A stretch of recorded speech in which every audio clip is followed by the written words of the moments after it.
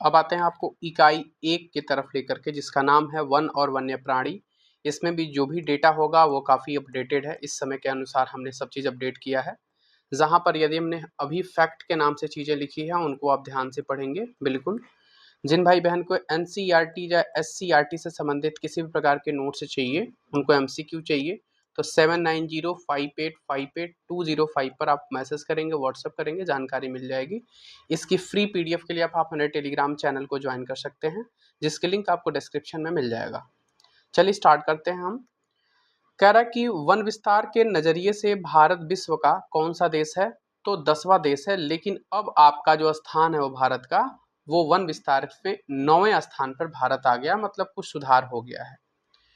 अत्यंत सघन वन कुल भौगोलिक क्षेत्र का लगभग 1.66% है। असम तथा सिक्किम को छोड़कर के सभी पूर्वोत्तर राज्य इसी वर्ग के अंतर्गत आते हैं। मतलब असम और सिक्किम की बात छोड़ दिया जाए तो अत्यंत सघन वन आपके 1.66% कुल भौगोलिक क्षेत्र का है और पूर्वोत्तर क्षेत्र में आते हैं, जबकि 2 राज्य मतलब असम और सिक्किम को छोड़ करके। चलिए, कह रहा है कि सघन वन 3% है। कितने परसेंट है? 3%। हिमाचल प्रदेश, सिक्किम, मध्य प्रदेश, कह रहा है कि ये क्या है? जम्मू कश्मीर, महाराष्ट्र, उत्तराखंड में विस्तार है। मतलब सघन वन का जो 3% विस्तार है वो इन राज्यों में है, हिमाचल प्रदेश, सिक्किम, मध्य प्रदेश, जम्मू कश्मीर, महाराष्ट्र और उत्तराखंड में। अगले पॉइंट की तरफ हम चल रहे हैं। आपको कह रहा है कि खुले वन का जो विस्तार है वो केरल, कर्नाटक, तमिलनाडु, आंध्र प्रदेश, उड़ीसा और आसाम में स्थित है। ये खुले वन, वहां पे सघन वन की बात कर रहा है। यहाँ पर आपके क्या है? तो वन है लेकिन खुले हैं। खुले वन का विस्तार इन आपके दक्षिण इलाकों में, दक्षिण तटीय इलाकों में, जैसे केरल, कर्नाटक, तमिलनाडु, आंध्र प्रदेश, उड़ीसा और असम राज्यों में है। मैंग्रोव वन जो है वो समुद्र तटीय राज्यों में फैला हुआ है। आपको पता है कि मैंग्रोव जो वन है सबसे ज्यादा आपको पश्चिम बंगाल में देखने को मिलता है। वहीं पे आगे बात कर रहा है कि जिसका आधा क्षेत्रफल बंगाल के सुंदरवन में है। यदि हम लगभग कुल भौगोलिक क्षेत्र की बात करें तो कुल भौगोलिक क्षेत्र का लगभग 0.14% है जो आपका मैंग्रोव वन है। तो मैंग्रोव वन कितना है? तो 0.14%। दूसरे स्थान पर आपका गुजरात आता है। वहीं पे तीसरे स्थान पर आपको अंडमान देखने को मिलता है। पहले स्थान पर कौन है मैंग्रोव वन के अंतर्दृष्टि से? तो आपका पश्चिम बंगाल, और दूसरे स्थान पे गुजरात और तीसरे स्थान पर अंडमान निकोबार। क्लिक है। देखिए हमने लिखा है यहाँ पर न्यू डेटा, सब कुछ न्यू डेटा के अकॉर्डिंग है। बहुत अच्छा हमने कंटेंट बनाया है और इसकी आपको एमसीक्यू के साथ साथ कंप्लीट आपको नोट्स चाहिए 6 से 10 तक का, जैसे एससीईआरटी का हिस्ट्री और जियोग्राफी, तो आपको मिल जाएगा। पेड कंटेंट है वो 7905858205 पर व्हाट्सअप करिए, आपको जानकारी मिल जाएगी, यहाँ से आप प्राप्त कर सकते हैं। एससीईआरटी केवल 99 रुपीज़ में उपलब्ध है। दोनों सब्जेक्ट आपका हिस्ट्री जियोग्राफी, इसमें नोट्स और एमसीक्यू दोनों है। एनसीईआरटी भी उपलब्ध है, आप जानकारी ले सकते हैं। चलिए स्टार्ट करते हैं फिर ये वाला पॉइंट। देश के कुल वनाच्छादित क्षेत्र का लगभग 25.11% जो क्षेत्र है वो पूर्वोत्तर के 7 राज्यों में है। मतलब जाहिर सी बात है कि पूर्वोत्तर राज्य में जंगल हमारे, यदि सभी राज्यों को देखा जाए 7 सिस्टर्स के नाम से जाने जाते हैं पूर्वोत्तर राज्य आपके, जैसे मेघालय है, मणिपुर है, मिजोरम है, त्रिपुरा है, आपका अरुणाचल प्रदेश है, असम है। ये 7 जो स्टेट हैं आपके, ये आपके 7 सिस्टर के नाम से जाने जाते हैं। वनाच्छादित मामलों में देखेंगे तो मध्य प्रदेश का पहला स्थान आता है। यदि हम पूरे मामले में देखेंगे भारत में तो सबसे ज्यादा वन आपको मध्य प्रदेश में देखने को मिलते हैं। चलिए अब न्यू डेटा के अकॉर्डिंग आइए, बहुत अच्छा पॉइंट है ये। कह रहा है कि बिहार के कुल क्षेत्रफल, ध्यान दीजिएगा, कह रहा है कि बिहार के, इस बात को ध्यान से किए, अच्छे से इसको पढ़िएगा आप। कह रहा है कि बिहार के कुल वन आवरण को आप 7.84% प्लस 2.48% के हिसाब से बांट सकते हैं। मतलब कि ये पूछा है, एईडीओ में भी पूछा था शायद, साढ़े मतलब 10.32% आपका कुल हिस्सा है आपके बिहार का। यदि कुल क्षेत्रफल की बात करेंगे वन और वृक्षावरण में, तो 10.232% आपके बिहार का हिस्सा है। फिर हम आपको अगले पॉइंट की हम तरफ ले चलें, तो अगले पॉइंट की बात करें तो इसमें दे रहा है कि जो बिहार का जो सबसे बड़ा वन क्षेत्रफल वाला जिला है, इसको ध्यान से पढ़िएगा। बिहार का सबसे वन क्षेत्रफल वाला जिला की बात करेंगे तो ये आपका भभुआ, मतलब कि कैमूर में जो भभुआ क्षेत्र है वो आता है। सबसे बड़ा वन क्षेत्रफल वाला जिला कौन है बिहार का? तो आपका भभुआ है। भभुआ कहाँ है? तो कैमूर में। 31.5% के आसपास वहां पर वन पाया जाता है, 31.58 फिर हम अगले पॉइंट की तरफ बात करें, तो अगले पॉइंट की तरफ बात करें तो ये लिखा है कि जो आपका क्षेत्रफल दे रहा ना, कि क्षेत्रफल दोनों ही मामलों में बिहार का सबसे कम वन वाला जिला आपका कौन है, तो शेखपुरा है। मतलब यदि हम क्षेत्रफल के अनुसार देखें या प्रतिशत के आधार पर देखें, इन दोनों आधार पर यदि सबसे कम जंगल है तो आपका शेखपुरा है। कौन है ये, शेखपुरा। क्लियर है। यदि हम अति सघन की बात करें तो सबसे अति सघन वन आपके पश्चिमी चंपारण में पाए जाते हैं। मैंने बोला सबसे अति सघन आपके पश्चिमी चंपारण में देखने को मिलते हैं। ये बिहार की बात है, बिहार स्पेशल मैं आपको दिया भी हूं कि बिहार स्पेशल भी इसमें पढ़ाया जाएगा, तो बिहार स्पेशल से सभी फैक्ट आपको इसमें मिलेंगे। तो बिहार फैक्ट में मैंने इतनी चीजें को जाना कि अति सघन वन आपके पश्चिमी चंपारण में देखने को मिलते हैं। सबसे कम प्रतिशत के हिसाब से या आपके क्षेत्रफल के हिसाब से शेखपुरा है। सबसे बड़ा वन क्षेत्रफल पाया जाता है तो कैमूर जो भभुआ है। और हम बिहार की कुल क्षेत्रफल की बात करेंगे वन में तो आपका 10.32% के हिसाब से पाया जाता है। इतना क्लियर हो गया। यदि आप पहली बार चैनल पे आए तो प्लीज़ चैनल को सब्सक्राइब कर लें और दिए गए बेल आइकन को प्रेस कर लें कि जब भी आपको नोटिफिकेशन आए तो आपको दिखाई दे और आपको मिल जाए और वीडियो आप देख सकें। दोस्तों के बीच में प्लीज़ एक शेयर जरूर कर दें, क्योंकि हम सब आपके लिए ही हम सब कर रहे हैं और हम भी एक आपके जैसे ही जैसे आप जिस लाइन में खड़े उस लाइन में हम भी खड़े हैं, आप मान सकते हैं। और ये आप हम बहुत अच्छे तरीके से हम इस पे काम भी कर रहे हैं, पूरी ईमानदारी से और पूरी ऑनेस्टी से। तो आप टेलीग्राम चैनल को ज्वाइन कर लीजिए, वहाँ पे सभी कंटेंट आपको जो भी वो फ्री मिलता है, क्विज फ्री कराए जाते हैं। वहाँ से आपको डेली आपको एक वर्कशीट मिलती है होमवर्क के रूप में जो आपको करने होते हैं। मैथ्स की मैंने प्रैक्टिस सेट शुरू की हुई, उसको आप ज़रूर देखें, उसकी प्लेलिस्ट हमने बना दी है। तो प्लेलिस्ट के अकॉर्डिंग आप जाकर के डेली आपको 10 क्वेश्चन आपको प्रैक्टिस करने को मिलेगा, वो करिए। करें कि आच्छादित वन, ध्यान दीजिएगा कौन है ये, आच्छादित वन है। अच्छा, आरक्षित वन का मतलब क्या होता है, आरक्षित वन जो होते हैं वो जलवायु की दृष्टि से काफ़ी महत्वपूर्ण होते हैं।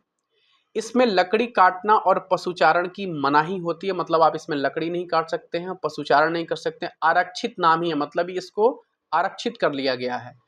वन और वन्य जीवों के लिए सबसे अधिक मूल्यवान माना जाता है कौन, आरक्षित वन, क्योंकि सबका इसमें क्या है, संरक्षण किया जाता है। आधे से जो अधिक है, मतलब कि लगभग 54% हिस्सा वन क्षेत्र आरक्षित वन घोषित है। हमारा भारत का जितना भी वन है उसका आरक्षित वन क्षेत्रफल सबसे ज्यादा है, लगभग 54%। अब आरक्षित पढ़ लिया हमने, अब हम आगे पढ़ेंगे किसका, तो अब हम बात करेंगे अब आपका रक्षित वन में। रक्षित वन में देखेंगे कि सीमित रूप से लकड़ी काटने की इसमें होती है, पूरा खुला छूट नहीं होता, लेकिन सीमित रूप से आप लकड़ी काट सकते हैं। हल्का फुल्का आप पशुचारण की भी सुविधा ले सकते हैं। और ये कुल वन का लगभग 1/3 हिस्सा रक्षित वन क्षेत्रफल पाया जाता है। 54 हिस्सा लगभग आरक्षित, 100 का 54 हिस्सा वो निकल गया, 1/3 मतलब 33 हिस्सा लगभग रक्षित वन क्षेत्रफल निकल गया। और जो भी बचे हुए हैं वो उसको बोलते हैं अवर्गीकृत वन। अब ध्यान दीजिए क्या होता है, करें कि शेष सभी प्रकार के जो वन हैं वो बंजर भूमि को सरकार, व्यक्तियों और समुदायों के स्वामित्व होते हैं। मतलब इसमें आपका समुदाय होता है, उनका इनका अपना खुद का होता है, या आपके सरकार का भी होता है। बंजर भूमियां होती हैं, ये सभी के सभी अवर्गीकृत वन के अंतर्गत आते हैं।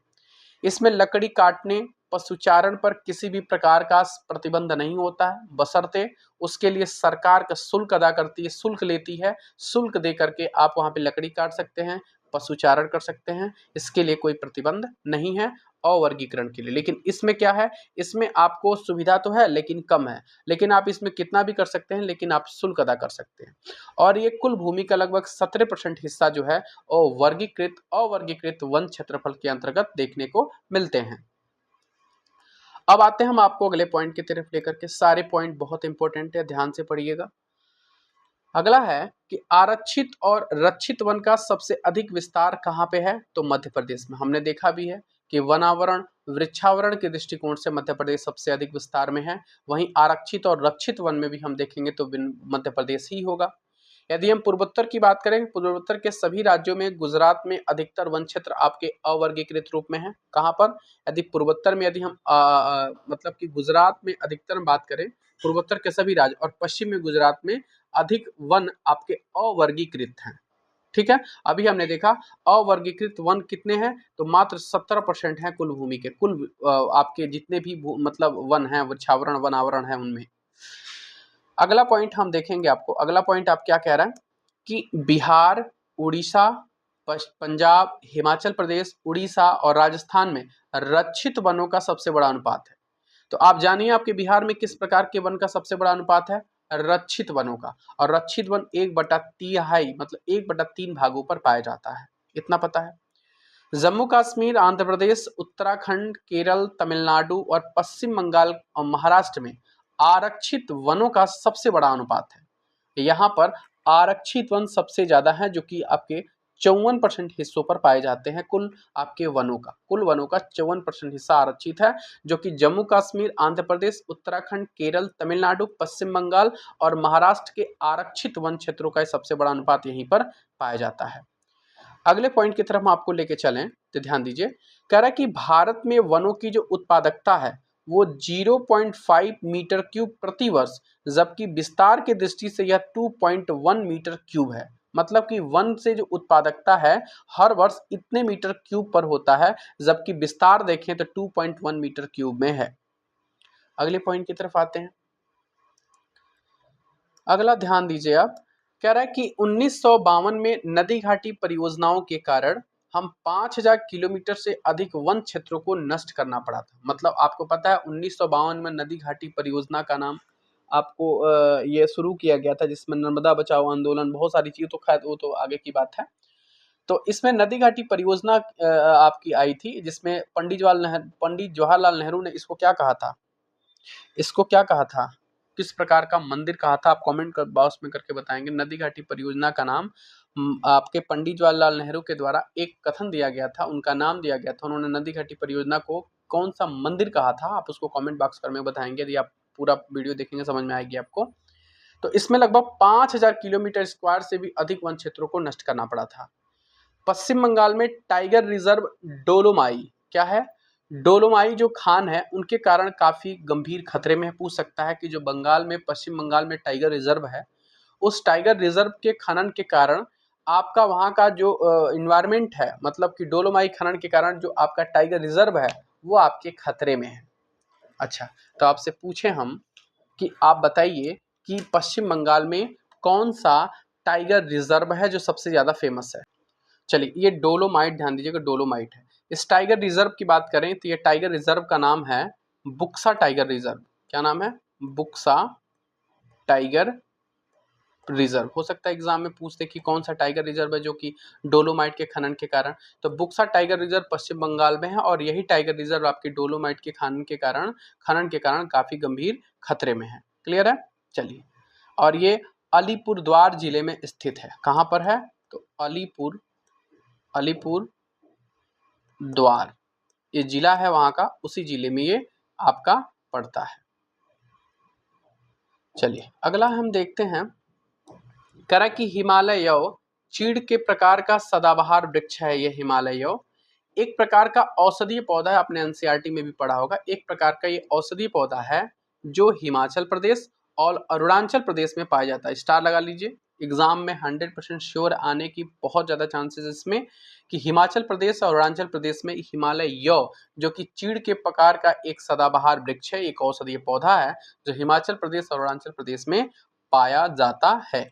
इस बात को ध्यान रखिएगा, पिछले भी एग्जाम में आया हुआ क्वेश्चन है। चीड़ की छाल, पत्तियां, टहनियां और जड़ों से टकसाल नामक, क्या है, टकसाल नामक आपके रसायन निकाला जाता है। किससे, चीड़ की छाल, पत्तियां, टहनियां और जड़ों से किस प्रकार का रसायन, तो टकसाल नामक, जो किसके उपचार में प्रयोग होता है, तो कैंसर के रोगों के उपचार में क्या होता है, प्रयोग होता है। अगला पॉइंट हमारे सामने है, हमारे देश में लगभग 8100 वन्य प्राणी उपजातियां, लगभग 47,000 वनस्पति उपजातियां पाई जाती हैं। वनस्पति उपजातियों में से लगभग आपको 15,000 ऐसे हैं जो भारतीय मूल की हैं। मतलब जो वनस्पति उपजातियां पाई जा रही हैं उनमें से 15,000 भारतीय मूल की हैं। आज भारत में 744 प्रजातियां विलुप्त कगार पे हैं और 22,500 ऐसी प्रजातियां हैं जो विलुप्त होने के कगार पर हैं और ये विलुप्त हो गई हैं। 744 विलुप्त हैं और 22,531 प्रजातियां ऐसी हैं जो विलुप्त होने के कगार पर हैं। विलुप्त होने के खतरे में घिरे कुछ प्रमुख प्राणी हैं उनमें से आपको देखने को मिल रहा है ब्लैक बक है, चीतल है, नील गाय है, चीता है, बारहसिंगा है, श्वेत सारस है, हरा सागर है, हरा सागर कछुआ है, लाल पांडा और गेंडा। ये ध्यान रखिएगा, विलुप्त होने के खतरे के निशान पर हैं ये प्रमुख प्राणी। इनको जरूर याद रखिएगा, इसमें से पूछ देगा कि कौन से विलुप्त होने के खतरे में है। PYQ आया हुआ है, इंपॉर्टेंट लगा लीजिए। अगला पॉइंट, अगले पॉइंट की तरफ बढ़े। अगला क्या कह रहा है, ध्यान दें। कह रहा है कि स्थानीय तौर पर वेटलैंड को चौर, भागर, मान, टॉल भी कहा जाता है। कह रहा है कि भारत की जो संकटापन्न पादप प्रजातियां हैं, इसकी सूची का काम सर्वप्रथम 1970 में बॉटेनिकल सर्वे ऑफ इंडिया तथा वन अनुसंधान संस्थान देहरादून के द्वारा संयुक्त रूप से किया गया। जो आपके संकटापन्न जो पादप प्रजातियां हैं, इनकी एक सूची तैयार की गई और सूची तैयार करने का सबसे पहला जो काम हुआ वो 1970 में होता है। किसके द्वारा होता है, तो यह संयुक्त रूप से बॉटेनिकल सर्वे ऑफ इंडिया और वन अनुसंधान जो देहरादून में है, इनके द्वारा हुआ। कहने का मतलब ये, और इसी का नाम दिया गया जिसमें सूची प्रसारित की गई, उस सूची का नाम का जो एक बुक है उसका नाम है red data book, red data book. तथा असाधारण पौधों के लिए एक ग्रीन बुक तैयार किया गया, और जिसमें असाधारण पौधे हैं उनमें ग्रीन बुक उसके लिए। और जो आपकी पादप प्रजातियां हैं, जिसमें आपका ये बॉटेनिकल गार्डन और अनुसंधान जो वन अनुसंधान है, ये जो कि संकटापन्न है, वो रेड डेटा बुक में है। अब हम बात करेंगे संकटाग्रस्त प्रजातियां। करा कि संकटाग्रस्त प्रजातियां मतलब होता है जिनके लुप्त होने का खतरा है, मतलब अभी लुप्त नहीं है लेकिन वो खतरा है उनका।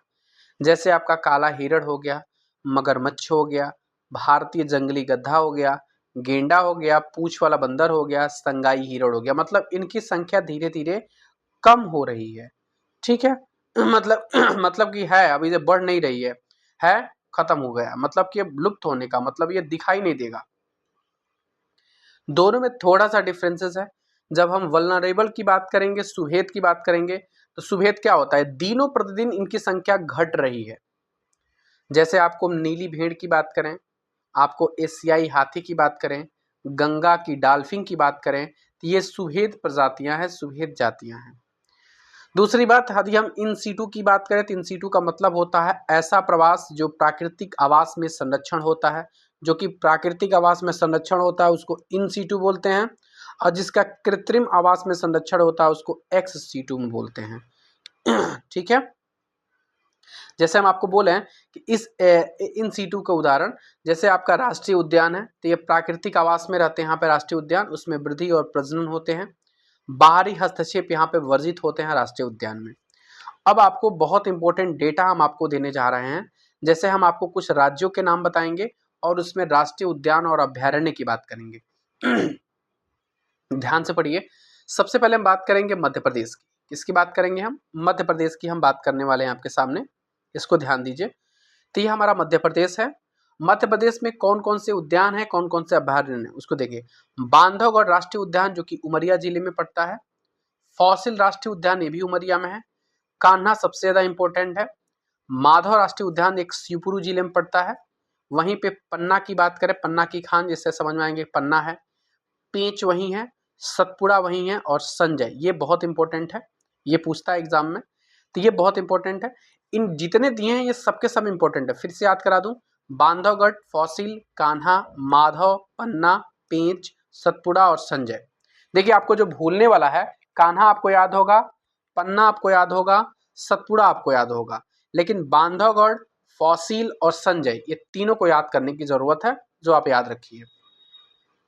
अब हम कर्नाटक में पाए जाने वाले सभी का नाम देखते हैं। कर्नाटक राज्य, कर्नाटक में गांधी सागर अभ्यारण्य है, बांदीपुर राष्ट्रीय उद्यान है, सबसे इंपॉर्टेंट है, कई बार एग्जाम में आया हुआ है। भद्रा अभ्यारण्य है, डंडेली वन्यजीव अभ्यारण्य है, शरावती वन्यजीव अभ्यारण्य, ये भी कई बार एग्जाम में आया हुआ, तो इनको जरूर याद रखिए। रिपीटेड क्वेश्चन उनको मैं स्टार कर दे रहा हूँ, उसको ध्यान रखिए। फिर मैं दोबारा रिपीट करा दूं, कर्नाटक का गांधी सागर, बांदीपुर, भद्रा, डंडेली और शरावती, ये पांचों जो हैं वो कर्नाटक में है। यदि हम राजस्थान की बात करें, यहाँ से बहुत राष्ट्रीय उद्यान एग्जाम में पूछे आते हैं, जैसे यही बहुत इंपॉर्टेंट है, रणथंभौर राष्ट्रीय उद्यान, ये बहुत ज्यादा इंपॉर्टेंट है, स्टार लगा लीजिए। घाना पक्षी अभ्यारण्य, ये भी है फाना पक्षी विहार। दर्रात अभ्यारण्य है। सरिस्का वन्य जीव अभ्यारण्य बहुत इंपॉर्टेंट है, राजस्थान में है। डेसर्ज अभ्यारण्य, ये भी आपके राजस्थान में है। दो इसमें ऐसे हैं जो कि कई बार एग्जाम में पूछे गए हैं, जैसे रणथंभौर और सरिस्का। अब आइए आंध्र प्रदेश की तरफ। आंध्र प्रदेश में है, कह रहा है कि कावला वन्य जीव अभ्यारण्य है। किन्नर सानी वन्य जीव अभ्यारण्य इंपॉर्टेंट है, एग्जाम दृष्टिकोण से ध्यान रखिएगा। माला पट्टी पक्षी अभ्यारण्य आपके आंध्र प्रदेश में है। यदि हम आगे की बात करें तो कह रहा है कि केरल, केरल की बात करेंगे। केरल में परम्बिकुलम वन्य जीव अभ्यारण्य है। पेरियार राष्ट्रीय उद्यान है। विनायड वन्य जीव अभ्यारण्य है। सभी के सभी आपके कौन है, तो केरल राज्य में स्थित है। अब अगला देखिए उत्तराखंड। उत्तराखंड की बात करेंगे तो कार्बेट राष्ट्रीय उद्यान, ये तो बहुत ज्यादा इंपॉर्टेंट है, कई बार एग्जाम में आया हुआ है, नैनीताल जिला में है। यदि हम नंदा देवी राष्ट्रीय उद्यान की बात करेंगे तो चमोली जिला में। देखिए उत्तराखंड के जितने भी राष्ट्रीय उद्यान और अभ्यारण्य हैं, ये बहुत ज्यादा इंपॉर्टेंट है, ध्यान रखिएगा। केदारनाथ राष्ट्रीय उद्यान चमोली जिला में है। यदि हम चीला अभ्यारण्य की बात करेंगे तो गढ़वाल में है। ये बहुत इंपॉर्टेंट है, तीनों के तीनों, चारों के चारों बहुत ज्यादा इंपॉर्टेंट है, ये उत्तराखंड में है। यदि हम उत्तर प्रदेश की बात करेंगे, उत्तर प्रदेश में दुधवा राष्ट्रीय उद्यान बहुत ज्यादा इंपॉर्टेंट, चंद्रप्रभा राष्ट्रीय उद्यान बहुत ज्यादा इंपॉर्टेंट, स्टार है, एकदम 100% है, इसको याद रखिए आप। अब हम इसमें आइए असम की बात करेंगे। असम में काजीरंगा राष्ट्रीय उद्यान, मानस राष्ट्रीय उद्यान, सोनाइस्पा वन्य उद्यान, ये तीनों के तीनों इंपॉर्टेंट है। झारखंड की बात करेंगे तो हजारीबाग वन्य जीव अभ्यारण्य, नाम से ही पता है, पलामू वन्य जीव अभ्यारण्य और डालमा, ये तीनों के तीनों में दो सबसे ज्यादा इंपॉर्टेंट है, पलामू और हजारीबाग। ठीक है। तमिलनाडु की बात करेंगे, तमिलनाडु में मधुमलाई है और अन्नामलाई है। मधुमलाई और अन्नामलाई, ये नाम से भी याद होगा। यदि हम महाराष्ट्र की बात करेंगे तो महाराष्ट्र में बोरीवली है राष्ट्रीय उद्यान, टोडोबा राष्ट्रीय उद्यान और डाकना अभ्यारण्य। इंपॉर्टेंट सबसे ज्यादा है बोरीवली। ठीक है। अब गुजरात की बात करेंगे तो गिर राष्ट्रीय उद्यान और वलवाडर राष्ट्रीय उद्यान, ये गुजरात में है। हिमाचल प्रदेश में है रोहिला राष्ट्रीय उद्यान और शिकारी देवी वन्य जीव अभ्यारण्य आपके हिमाचल प्रदेश में है। पश्चिम बंगाल की बात करेंगे कि जल्दापारा, कौन है ये, बहुत इंपॉर्टेंट है, जल्दापारा वन्य जीव अभ्यारण्य और सुंदरवन टाइगर रिजर्व आपका पश्चिम बंगाल में है, सबसे ज्यादा इंपॉर्टेंट। अभी आपने बुक्सा पढ़ा था, बुक्सा भी आपके राष्ट्रीय उद्यान टाइगर रिजर्व आपके कहाँ है, पश्चिम बंगाल में है। जो अभी आपकी डोलोमाइट खनन की उद्देश्य से वहां पर जो खनन की खुदाई हो रही है, जिसकी वजह से काफी गंभीर खतरे में है वो। अरुणाचल प्रदेश की बात करेंगे तो जंदफा वन्य जीव अभ्यारण्य आपके अरुणाचल प्रदेश में। उड़ीसा में आपको सिमलीपाल देखने को मिलेगा और चिल्का देखने को मिलेगा।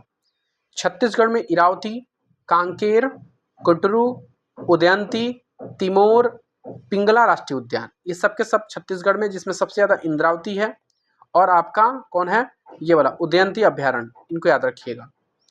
जम्मू कश्मीर में एक ही दिया है, दीन गांव राष्ट्रीय उद्यान, दीन गांव राष्ट्रीय उद्यान जम्मू कश्मीर में है, याद रखिएगा, एक दिया है, हो सकता है एग्जाम में बार बार पूछ रहे।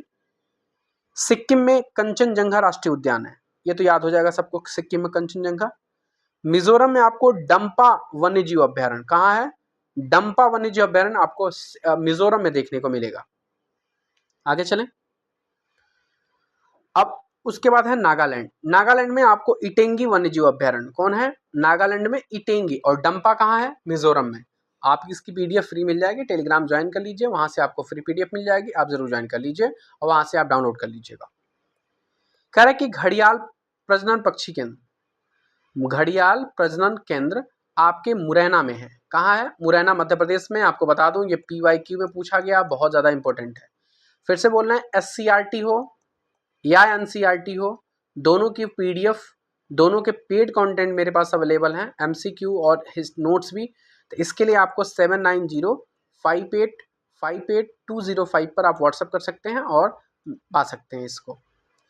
कह रहा है कि उजले जो बाघ प्रजनन केंद्र है वो कहाँ है, तो नंदन कानन में है, वो कहाँ है, उड़ीसा। उजले बाघ प्रजनन केंद्र कहाँ है, उड़ीसा। और वहीं पे घड़ियाल प्रजनन केंद्र कहाँ है, तो मुरैना मध्य प्रदेश में। बिहार का जो जिला दरभंगा है, उसका कुशेश्वर स्थान अभ्यारण्य पक्षी अभ्यारण्य है, उसमें शिकार प्रतिबंधित है। बिहार का जो दरभंगा जिला है वहीं पर कुशेश्वर स्थान है, कुशेश्वर स्थान में एक अभ्यारण्य है, पक्षी अभ्यारण्य, वहां पर आपको शिकार प्रतिबंधित है और वहां एक 5 टावर का निर्माण कराया गया है। कह रहा है कि अगला पॉइंट देखिए आप, अगला पॉइंट कह रहा है कि अमेरिका में उगाई जाने वाली जो धान की प्रजाति है उसका जर्म प्लाज्म भारत के बासमती चावल के जर्म प्लाज्म के समान है। पूछ लेगा कि भारत का जो बासमती चावल का जर्म प्लाज्म है वो किस देश में उगाए जाने वाले धान की प्रजाति के जर्म प्लाज्म से मेल खाती है, तो वो है अमेरिका की। ठीक है ना। पश्चिमी अफ्रीका में पाए जाने वाले फट डिप्लांड्रा ब्राजीन नाम का एक पौधा है। वो एक प्रोटीन की मिठास है जो चीनी से लगभग 2000 गुना अधिक है। याद रखिएगा, इसका नाम है, क्या रहा है ये, लांड्रा ब्राजीन। ये तो नाम थोड़ा सा डिफिकल्टी है, ध्यान रखिएगा बस इतना ही कि ये चीनी से 2000 गुना अधिक अधिक है, जितना प्रोटीन पाया जाता है। ये पश्चिमी अफ्रीका में है। कह रहा है कि नॉर्मन मायर्स ने 1988 में इन सेटू संरक्षण को प्राथमिकता के आधार पर हॉटस्पॉट के पहचानने पर जोर दिया था। कौन है ये? नॉर्मन मायर्स ने इन सेटू के संरक्षण पर 1988 में इस पर जोर दिया था। अगले पॉइंट की तरफ बढ़े। कह रहा है कि बाघ परियोजना, आप सबको पता है कि बाघ परियोजना 1973 से शुरू है। स्टार लगाए हुए हैं, पहले से भी इंपॉर्टेंट है कि कैमरून के बोरोरो जनजाति के लोग स्वयं शिकार करने के बदले शेरों के द्वारा किए गए शिकार पर धावा बोलते हैं। कहाँ के जनजाति है ये? कैमरून का बोरोरो जनजाति। कैमरून का बोरोरो जनजाति ये खुद शिकार नहीं करते थे, बल्कि जो शेरों के द्वारा शिकार होते थे उसी पर यह धावा बोल करके उस शिकार को ले लेते थे। इससे शेरों की संख्या में धीरे धीरे कमी आती है और इस प्रकार के शिकार को हम क्लेप्टोपैरासाइटिज्म कहते हैं। क्या नाम देते हैं? जब किसी के शिकार पर आप धावा बोल करके ले लें उसको बोलते हैं क्लेप्टोपैरासाइटिज्म। ये कैमरून के बोरोरो जनजाति के द्वारा किया जाता था। शेरों की जनसंख्या जिससे धीरे धीरे कमी आ रही है और इसी को बोलते हैं क्लेप्टोपैरासाइटिज्म। बहुत ज़्यादा इंपॉर्टेंट है। चिपको आंदोलन की शुरुआत आपको 1972 में देखने को मिलती है टिहरी गढ़वाल जिले में सुंदरलाल बहुगुणा के द्वारा। सुंदरलाल बहुगुणा के द्वारा 1952 में टिहरी गढ़वाल सुंदरलाल बहुगुणा के द्वारा यह शुरू किया गया था आंदोलन। संयुक्त वन प्रबंधन का पहला प्रस्ताव उड़ीसा में 1988 में शुरू होता है। कब? संयुक्त वन प्रबंधन का प्रस्ताव उड़ीसा में 1988 में शुरू होता है। रामसर कन्वेंशन, जिसको हम वेटलैंड कन्वेंशन का नाम जानते हैं, ईरान से शुरू हुआ था, आपको सबको पता है, 1971 में होता है। विश्व प्राकृतिक और सांस्कृतिक धरोहर संरक्षण एवं रक्षा अधिनियम 1972, ये आपका विश्व प्राकृतिक और सांस्कृतिक धरोहर है, इसका संरक्षण आपको रक्षा अधिनियम के तहत किया गया। संविधान की धारा 21 के अंतर्गत अनुच्छेद 47, 48 और 51A(g) ये वन्य जीवों और प्राकृतिक संसाधनों के संरक्षण के नियम इसमें निर्धारित किए गए हैं। किसमें? संविधान की धारा 21 के अंतर्गत आर्टिकल नंबर 47, 48 और 51A(g). क्लियर है? ये किससे संबंधित है? तो वन्य जीव और प्राकृतिक संसाधनों के संरक्षण के नियम से संबंधित है। अगले पॉइंट की तरफ आ रहे हैं हम।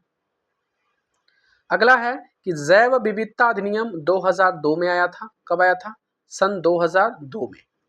भारत में कुल 18 बायोस्फीयर रिजर्व हैं जो यूनेस्को की अंतर्राष्ट्रीय सूची में शामिल। रिजर्व की संख्या पहले 12 थी, अब कितनी हो गई है? 13। ध्यान दीजिएगा, एनसीईआरटी भी अपडेट कर लीजिएगा, उसमें भी है, अब 13 हो गई है। ये मेरा अपडेटेड कंटेंट है, मैं आपको पहले भी बोल चुका हूँ। 18 बायोस्फीयर रिजर्व में पहले 12 ही शामिल थी, अब आपको यूनेस्को की अंतर्राष्ट्रीय सूची में 13 है। और 13वां जो है हिमाचल प्रदेश का जो कोल डिजर्ट है, कोल डिजर्ट बायोस्फीयर रिजर्व को समाहित किया गया है। एशिया में धान की खेती के 4 प्रमुख रोगों से संरक्षण एक अकेला जंगली भारतीय चावल प्रजाति ओर्जिया निवारा से किया जाता है। जो एशिया में धान की खेती के जो 4 प्रमुख रोग हैं उनके संरक्षण के लिए एक जंगली भारतीय चावल आता है जिसका नाम है ओर्जिया निवारा, उससे इनका संरक्षण किया जाता है। मार्फिन का मतलब होता है दर्द निरोधक दवा। पापाहबहर सेनिफेरम इससे प्राप्त किया जाता है, मार्फिन से पापाहबहर सेनिफेरम प्राप्त किया जाता है। चलिए आगे चलते हैं। अगला पॉइंट है कि क्यूनाइन। अगला पॉइंट है कि क्यूनाइन जो है, क्यूनाइन मलेरिया, ध्यान दीजिएगा, क्यूनाइन मलेरिया के लिए उपयोगी है और यह चिंचोना लेड जेनेरियाना से प्राप्त होता है। टैक्सोल कैंसर रोधी औषधि है जो एक प्रकार के सदाबहार वृक्ष के छाल टैक्सस से प्राप्त किया जाता है। जो टैक्सोल किसके लिए औषधि है, ये तो कैंसर रोधी है। और ये कहाँ से प्राप्त किया जाता है, तो एक सदाबहार वृक्ष है जिसका नाम है टैक्सस, उसकी छालों से प्राप्त करते हैं। वहीं पे ये वाला पॉइंट देख लीजिएगा, जो पाबाहार सेनिफेरम है वो मार्फिन से प्राप्त किया जाता है। क्यूनाइन किसके लिए प्रयोग किया जाता है, तो मलेरिया के लिए उपयोगी होता है। और यदि हम बात करेंगे आयुर्वेद के जनक, तो आयुर्वेद के जनक किनको कहा जाता है, चरक को माना जाता है। ठीक है, यहाँ पे ये चैप्टर खत्म हो गया, अगली चैप्टर की बात करेंगे।